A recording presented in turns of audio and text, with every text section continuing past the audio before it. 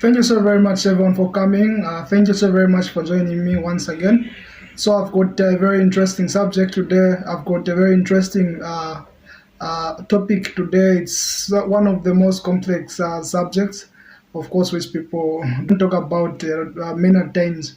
Yeah, so the topic of today, we're going to look at the foreign exchange markets.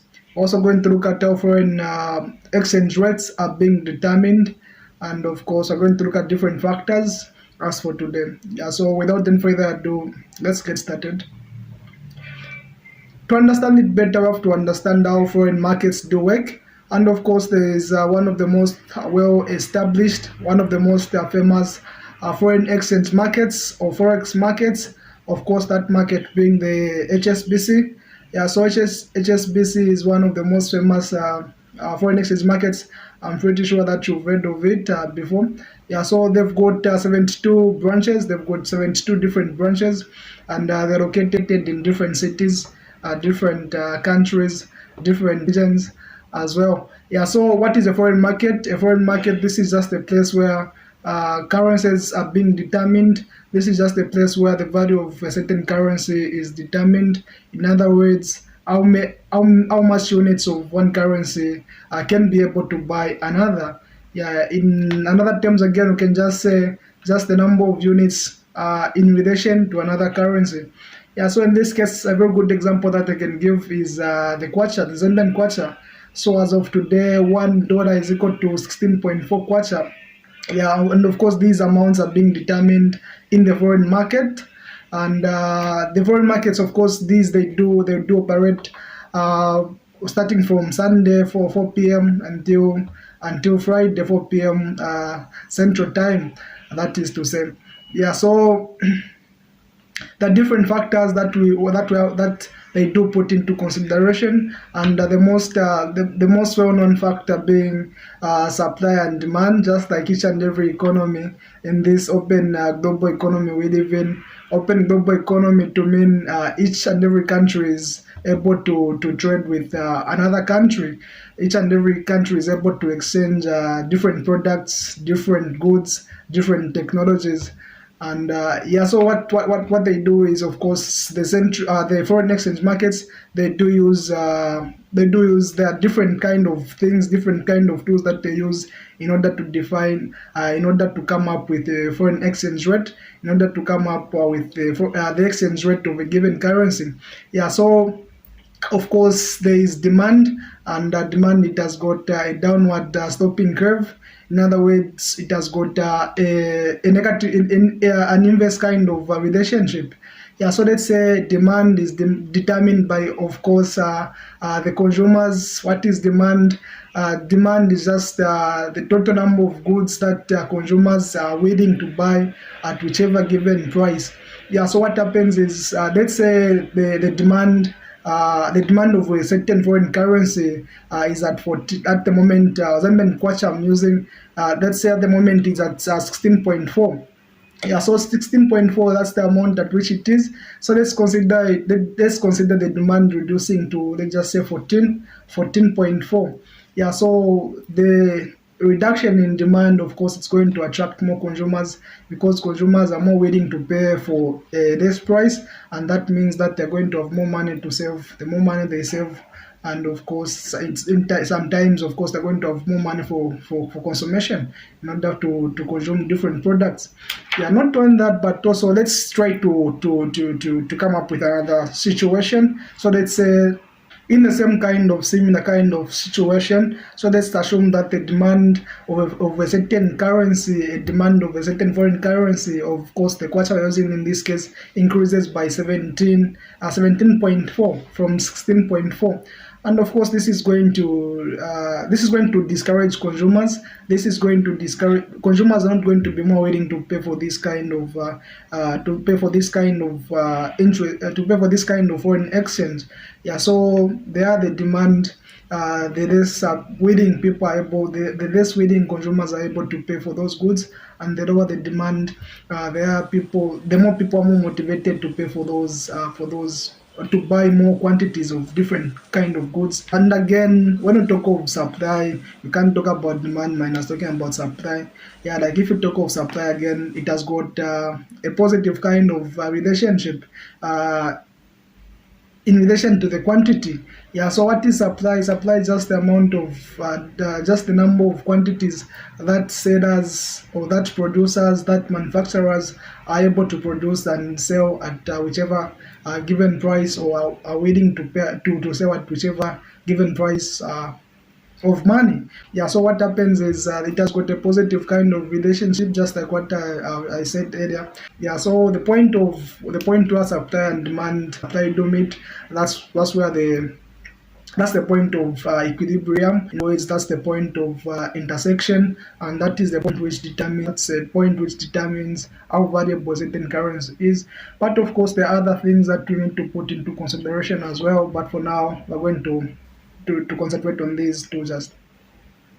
The other important question, of course, that we need to ask ourselves is how is the curve of demand determined? What changes the movements of the curve of demand? What changes the movement of the curve of supply? As in supply of foreign exchange, supply of foreign currency. Yeah, what changes the curve of supply of foreign currency? Yeah, so we have to know that the movements or the shift of supply of foreign currency is usually determined by foreign residents, and this is to say there will be people who will be coming to. So in this case, let's say Zambia, there will be foreign investors who'll be investing in our country. And what these guys will be doing is they'll be coming in with foreign currency, and that foreign currency is of course going to be converted into the local currency, and in this case being the kwacha. Yeah, so those people will be coming in with dollars. Let's say those people will be coming in with Libyan dinar. Those people will be coming in with South African ones. They will have to convert their foreign currency into the local currency, and by doing so they'll be demanding the kwacha. And then another thing, of course, that I can give is for the tourists. You've got foreign tourists who are coming in from different countries. They're coming in into places like Livingston to check places like Livingston, places like Lusaka. Of course, those guys will be coming in with the foreign currency, and it is their duty and not the duty of the country to convert that currency. And that is actually what determines the curve of supply. On the other hand, of course, we've got the curve of demand, and this is determined by the domestic residents, people who are staying within the sphere of the nation. Yeah, so we're going to have these local residents, and they'll be going into other countries. They're going to be investors into other countries. Yeah, so what they'll do is they'll go in with their local currency, in this case being the kwacha, and then convert it into different countries that are going to go into the different currencies in respective of their countries that they're going to invest in.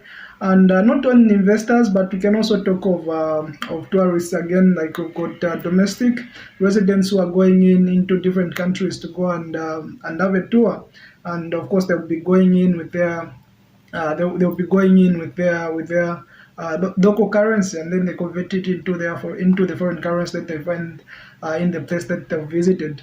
Yeah, so these are things, of course, that do determine the curve of demand. Is again the most important thing is again, or the most thing which contributes to the demand of foreign currency are the imports. Yeah, so going to have imports, you're going to do what you'll be importing goods into the nation, and of course that to increase the demand of the foreign currency. In this case, we're talking of the local currency. What are the foreign exchange markets for?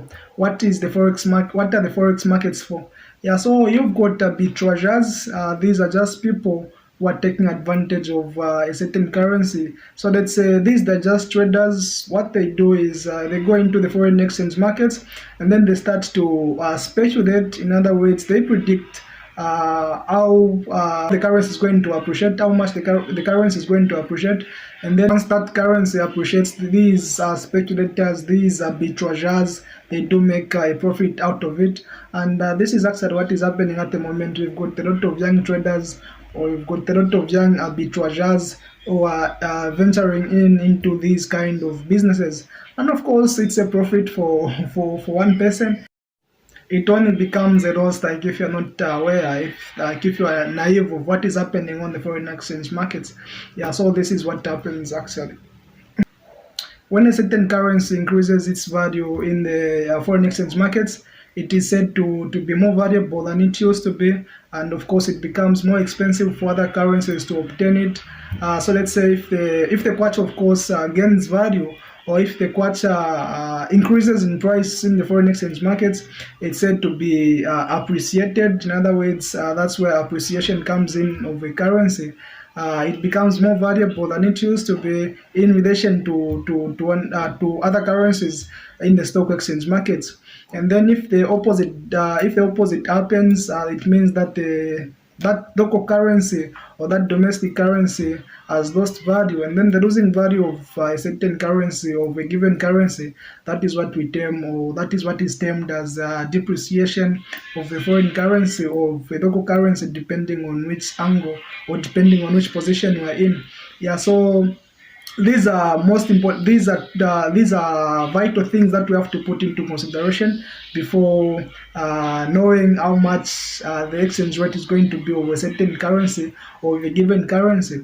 Yeah, there are other things, of course, that do determine the value of how valuable a currency is. And of course, when you talk of trade balance, or when you talk of again, when you talk of the net exports, the difference between exports and imports, of course, those things they do determine how valuable the currency is. And the other important thing, of course, that we can discuss later in chapter 2 of the same topic is the balance of payment.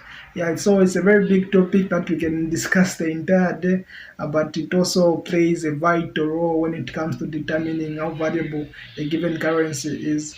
Yeah, so thank you so very much for coming. Thank you so very much for joining me, and I hope you learned something today. And yeah, like I was saying, it has been a pleasure. It's me from Xavier Muka. Remember to subscribe, like, and share with a YouTube friend so that they can get to learn what to learn on this channel. Thank you so very much.